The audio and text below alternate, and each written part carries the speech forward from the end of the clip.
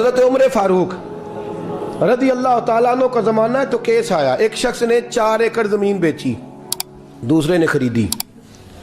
جس نے بیچی وہ کسان نہیں تھا، کوئی اور کام کرتا تھا۔ اس نے کہا میرے پاس فارغ ہے، میں تو کاشتکاری نہیں کرتا، تو ایک کسان نے خرید لی۔ توجہ ہے میری بات پر؟ وہ کسان ہل چلا رہا تھا، پہلے دن ہل چلایا تو اس کھیت کے اندر سے خزانہ نکل آیا۔ کھیت سے خزانہ کس کا ہے؟ یہ جی بھائی جی دی سڑک لنگ جائے نا، وہ آتا ہے اور میں دیڑی نہیں، تسی بیانہ واپس لو۔ اب تو سڑک گزر گئی ہے، مجھے تو پتہ ہی اب چلا ہے کہ یہاں ہاؤسنگ سوسائٹی آنے والی ہے، میں تو نہیں دیتا ہی، رکھ لیں آپ۔ کیا نکل آیا؟ ہیرے جواہرات چاندی لال نکل آئے۔ اب اٹھا کے نا وہ شخص نکلا ہے، وہ رکھ لیتا، سنبھال لیتا، کیا ضرورت تھی؟ ویسے بھی لوگ تو پیسے بتاتے ہی نہیں کتنے۔ اٹھا کے نا وہ خزانہ تو جس نے بیچے تھے اس کے گھر چلا گیا، کہنے لگا میں نے زمین خریدی تھی، خزانہ نہیں خریدا تھا، تیرا ہے، تو لے لے، تیرا ہے، رکھ لے۔ وہ بھی صحابی رسول ہے، میرے نبی نے دنیا کی محبت کھینچ ڈالی ہے دلوں سے۔ وہ کیا کہنے لگے؟ کہنے لگے میں نے تو 4 ایکڑ سے بڑی مشکل جان چھڑائی ہے، تو اب پھر دولت لے کے آ گیا ہے۔ اس نے کہا یہ تیرا ہے، تو ہی رکھ، میں نے زمین بیچی تھی تو جو اس کے اندر تھا وہ سارا ہی تیرا ہے، بیچ ڈالا تھا۔ کہنے لگا نا میں نے زمین خریدی ہے، خزانہ نہیں خریدا۔ وہ کہنے لگا لا بھائی میں نے تو ہر شے بیچ دی ہے، اس میں سے پھل اگے، پھول نکلے، وہ سارے۔ جاگ رہے آپ لوگ؟ آکو ہے ہی کام جاگن والا ہے، یہ ہوتا ہی نہیں۔ یہ عجیب معاملہ ہے نا جی۔ یہ فرشتے ہیں جو دنیا میں بستے تھے، یہ انسان تھے جن کو فرشتے بھی دروازے کھول کے دیکھتے تھے، یہ کیسے انسان ہے۔ اب مقدمہ حضرت عمر کے پاس آ گیا، توجہ ہے میری بات پر؟ حضرت عمر فاروق کے پاس آیا۔ حضرت عمر فاروق نے دونوں کی بات سنی تو جس نے بیچی تھی اس سے کہنے لگے پرانے مالک سے، چل یار تو لے لے، مجھے لگتا ہے کہ تیرے ہی ہیں، تیرے بڑوں نے دبائے ہوں گے، تو نہیں نکال سکلا، تو ہے تو وراثت تیری بنتی ہے نا، رکھ لے۔ کہنے لگا عمر آپ کیا سرائی کر رہے ہیں؟ اگر یہ بات غلط ثابت ہو گئی اور قیامت میں مجھے اس خزانے کا حساب دینا پڑا تو آپ میرے ساتھ اٹھیں گے نا، میرا بوجھ اٹھائیں گے نا؟ حضرت عمر کہنے لگے جی میں کوئی نہیں اٹھاتا، میں تیرا بوجھ۔ اب وہ جس کو بیچا تھا، حضرت عمر کہنے لگے بھائی اس نے تو تجھے دے دیا تھا، اب تیرا ہے تو رکھ لے۔ کہنے لگا عمر آپ قیاس کر رہے ہیں، آپ قیاس کر رہے ہیں، اگر قیامت والے دن میں پھنس گیا تو میں آپ کا نام لے لوں اللہ کی بارگاہ میں؟ حضرت فاروق اعظم نے نا سر پکڑ لیا، فرمایا میں فیصلہ ہی نہیں کرتا، تم حضرت ابی بن کعب کے پاس جاؤ رضی اللہ ہو۔ حضرت ابی بن کعب کے پاس آئے اور آ کے ان دونوں نے کہا حضرت جی ہمارا ایک کیس الجھ گیا ہے۔ فرمایا وہ کیا؟ صحابہ وہ صحابہ تھے جن کی ہر صبح عید ہوتی تھی، خدا کا قرب حاصل تھا، نبی کی دید ہوتی تھی۔ حضرت ہمارا کیس الجھ گیا ہے، حضرت عمر سے فیصلہ نہیں ہوا، آپ مہربانی فرمانے لگے وہ کون سا کیس ہے جو عمر فاروق سے فیصلہ نہیں ہوا؟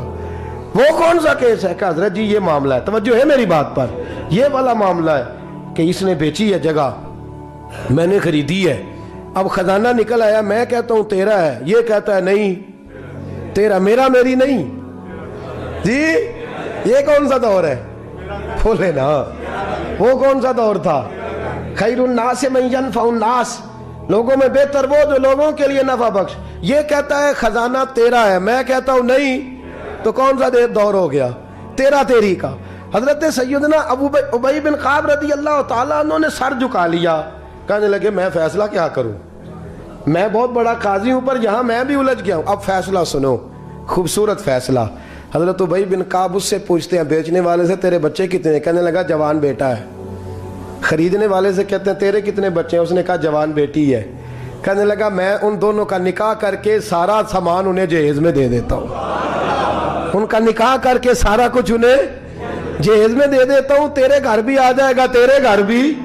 یہ فیصلہ سیدنا ابی بن کعب رضی اللہ تعالیٰ عنہ نے دیا۔ لوگ رو رہے تھے، کہہ رہے تھے کیا بات ہے اس فیصلے کی، کیا بات۔ ایک نوجوان تھا مینا کے بازار میں، دوڑا جا رہا ہے، تو ایک بابا جی اس کو ملے، بزرگ، تو ان بزرگوں کے اس نے، توجہ ہے میری بات پر آپ، ان بزرگوں کی تھیلی اس نے اشرفیوں والی چھین لی، چھین کے دوڑ گیا، کافی آگے چلا گیا تو گر گیا، جب گرا تو نظر آنا بند ہو گیا، لگاؤ اللہ کے ولی کی بے ادبی ہوئی ہے اس لیے نظر آنا بند ہو گئی، بے ادبی ہو گئی، بڑا پریشان ہوا، سخت آزمائش کا شکار، کیا کروں کدھر جاؤں؟ جب بڑی سخت تکلیف کے اندر وہ گرفتار ہوا تو لوگوں سے کہنے لگا مہربانی کرو مجھے بابا جی سے معافی لے دو. گرا جو ان کی نگاہ سے وہ سنبھل نہیں سکتا. اللہ والوں کی بے ادبی اللہ کو بڑی ناپسند ہے. اللہ والوں کی بے ادبی اللہ کو بڑی ناپسند ہے. اس سے ضرور بچیں. اللہ تعالیٰ ہمیں بچنے کی توفیق عطا فرمائے. پکڑ کے بابا جی کے پاس لائے. بابا جی معاف کر دیں, آپ کی وجہ سے آنکھیں چلیں گی. بابا جی کہنے لگے نہیں میں نے تو بد دعا دی نہیں. تو وہ کیسے؟ کہنے لگے میرے ساتھ جب کوئی مسلمان زیادتی کرتا ہے تو میں فوراً ہی معاف کر دیتا ہوں. کہا جی میرے لیے دعا کر دیں. دعا کی, بابا جی کی آنکھیں ٹھیک. بابا جی نے دعا کی, نوجوان کی آنکھیں صحیح ہو گئی. لوگ چلے گئے تو وہ نوجوان قریب بیٹھ گیا. کہنے لگا بزرگو آپ نے جو کہا میں نے مان لیا, پر ایک بات میری سمجھ میں نہیں آئی. کہا وہ کیا؟ کہا آپ کہتے ہیں میرے ساتھ کوئی مسلمان بھی زیادتی کرتا میں فوراً معاف کر دیتا ہوں. فوراً تو معافی دی جاتی نہیں, دی جا سکتی نہیں. تھوڑی دیر تو بندے کے دل کو تکلیف رہتی ہے. آپ نے جو نہیں نا بات, لوگ باریکی میں جاتے ہیں نا بہت سارے.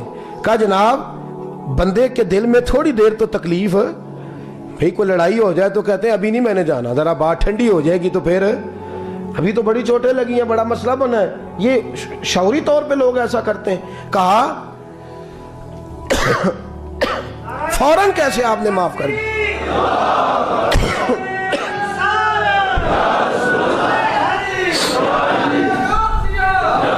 کہا فوراً کیسے معاف کر دیا؟ تو بابا جی کہنے لگے مجھے اپنے نبی سے پیار ہی بڑا ہے صلی اللہ علیہ. ہم عشق کے بندے ہیں, کیوں بات بڑھائی ہے, محبت بڑی ہے رسول رحمت سے. پر میں کیا بات ہے؟ بابا جی کہنے لگے میں نے حضور کی ایک حدیث پڑھ لی ہے, اب جو مسلمان بھی زیادتی کرتا ہے میں فوراً معاف کر دیتا ہوں. کہا وہ کیا حدیث؟ سنیں میرے دوستو, اور بزرگوں کی سوچ دیکھیں کہاں تک جاتی ہے. اور بزرگ کہنے لگے اللہ کے رسول صلی اللہ علیہ وسلم نے فرمایا ہے کہ جب تک میرے سارے امتی جنت میں نہیں جائیں گے میں بھی نہیں جاؤں گا. جب تک سارے نہیں جائیں گے میں بھی. تو بابا جی کہنے لگے دیکھنا تیرا میرا جھگڑا ہے, اگر یہ جھگڑا حضور کے پاس جائے گا, اللہ کی بارگاہ میں جائے گا, پھر اس کا فیصلہ ہوگا, پھر یہ مقدمہ لڑے گا, پھر یہ کیس چلے گا, جب فیصلہ ہوگا تب تک میرے رسول پاک جنت میں نہیں جائیں گے, بیٹھے رہیں گے. تو میں اپنے نبی کو تکلیف تو نہیں نہ دے سکتا, میں اپنے رسول کو بٹھائے رکھنے کی آزمائش تو نہیں نہ دے سکتا.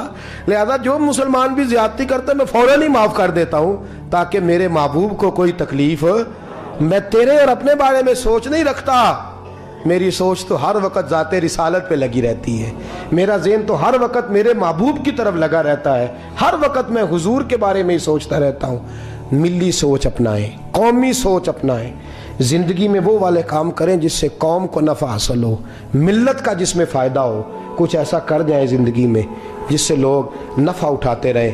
محمود غزنوی گزر رہا تھا, ایک بابا جی بڑھاپے میں ہاتھ کانپ رہے ہیں تو ایک پودا لگا رہے تھے. تو محمود غزنوی کو بڑا پسند آیا. کہا بابے کو میرے پاس تو بلاؤ. بلایا تو کہا بابا تیری عمر اب ہاتھ کانپتے ہیں, سر کانپتا ہے, رش آ رہی ہے, تو نہ پھل کھا سکے گا نہ چھاؤں میں بیٹھ سکے گا. تو بابا جی آپ یہ کیوں کر رہے ہیں؟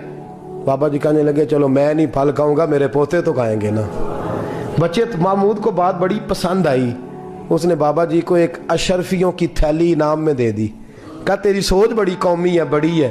تو بابا جی مسکرا کے کہنے لگے بادشاہ تو ابھی کہہ رہا تھا کہ نہ تو پھل کھائے گا نہ چھاؤں میں بیٹھے گا, اللہ نے مجھے پھل بھی دے دیا ہے, چھاؤں بھی دے دی ہے. ابھی دیکھیں نا, ابھی میں نے کام کیا نہیں تو اللہ نے سارا کچھ پہلے ہی دے دیا ہے. بادشاہ اور راضی ہوا, اس نے ایک تھیلی اور دی. تو بابا جی مسکرا کے کہنے لگے دیکھ میرے اخلاص میں اللہ نے کتنا فضل کیا ہے. لوگوں کے باغ میں سال میں ایک دفعہ پھل لگتا ہے, میرے باغ میں 2 دفعہ لگ گیا ہے. تو خیر خائی کا ذہن بنا, لوگوں کے بارے میں سوچ, قومی اور ملی ذہن بنا, بڑا ذہن بنا, بڑی سوچ بنا.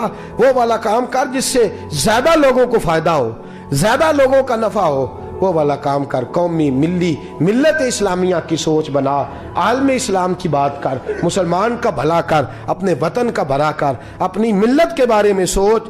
جب تو یہ کام کرے گا تو اللہ تجھے وسائل بھی بڑے ہی عطا فرمائے گا. اللہ تبارک و تعالیٰ تیرے لیے رحمتوں کے دروازے بھی زیادہ ہی کھولے گا. تو فرمایا زمین میں وہ قائم رہے گا جو لوگوں کا بھلا کرے گا, دوسروں کے بارے میں سوچے گا. وہی دنیا میں زندہ رہتے ہیں جو لوگوں کے لیے نفع بخش بن جاتے ہیں. جو ذات کی بات کرتے ہیں وہ بڑی جلدی فنا ہو جاتے ہیں. دوسروں کی بات کر, تو ہمیشہ رہے گا, تو باقی رہے گا, تو قائم رہے گا. تو ہمیشہ صبح قیامت تک تیرا نام جپا رہے گا۔ میرے اعلیٰ حضرت فرماتے ہیں بے نشانوں کا نشان مٹتا نہیں، مٹتے مٹتے بھی نام ہو ہی جائے گا۔ ہمیشہ مدحت خیر الانام میں گزرے۔ دعا